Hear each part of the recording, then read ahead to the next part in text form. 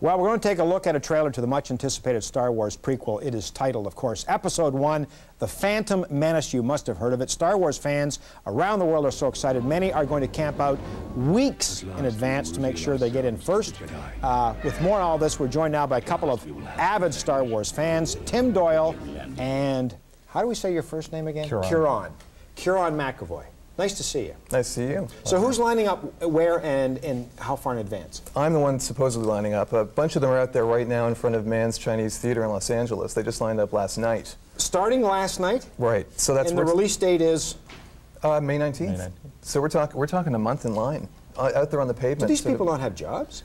Pretty much. Well, they're doing. They try hard. We're doing in 4-hour shifts, so it's sort of like. Okay, so you're one of them. I'm taking credit for it anyway. So I'll be there for all the press and all that kind of stuff while they slog ahead on the pavement. But the point is, yeah, they are lining up for a month in advance. What is it that is so appealing about this series, about the Star Wars series? What is it turned you on so much about it? I don't know. It's something that I think that we grew up with. It was a big part of our childhood, and it's. How old were you when you saw your first Star Wars movie? Do you remember? 3. I was 6. 3. I was in the theater. I remember it. Yeah, so yeah, absolutely. Now you know what a lot of young people, a lot of young guys your age are saying Star Wars movies are hokey, because you know the effects have really outgrown. I mean, because those movies were made back late '70s, early '80s. Well, some people would say they're timeless. I mean, the part of the appeal of Star Wars, and of course Lucas is updating them all the time, and he was up with the special editions.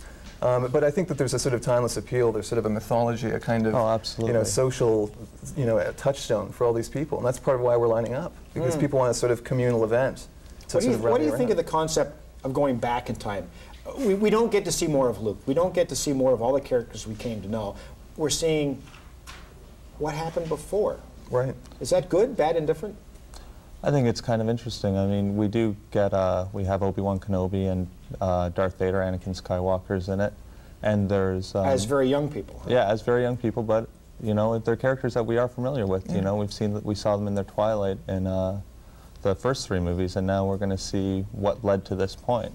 I mean, part of the appeal of Star Wars is it's such a richly textured world. I mean, George Lucas's imagination is just endless. So it's not just a couple of movies. It's action figures, it's games, it's, and his ability to get that imagination actually captured on screen. And it's a merchandising empire that puts anybody to shame. No kidding.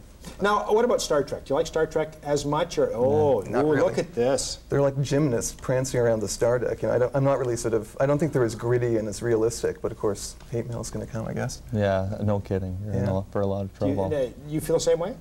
I'm indifferent to Star Trek. I mean, I'll go see the movies, but it's not something I go out of my way for. Well, we have a little more of the prequel to show people. Take a look at this. I can only protect you. I can't fight a war for you.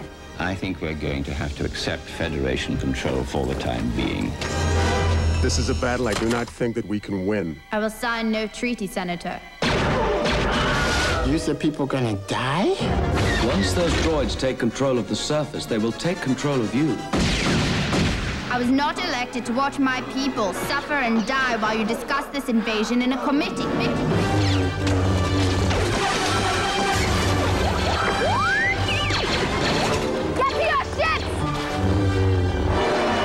Never get me onto one of those dreadful starships.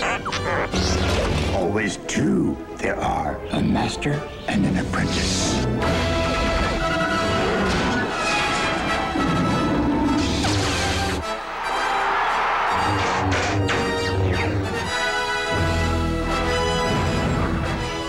I saw my favorite character. Jabba's my favorite character. The living pizza man. I always say. So what have you got there? You've got a big collection of Star Wars stuff. Yeah. Show us some of them. Look at that one. Yeah. Oh, his head comes off, man. Well, it goes back on. Yeah. Sure. Well, this is fantastic. So you're raising money for charity while you're lining up? Absolutely. We're the Starlight Children's Foundation. Everybody's lining up, and we're doing something productive with it. This isn't a paperweight, is it? Nope. Look at this. Well, thanks, guys. We look forward to the movie.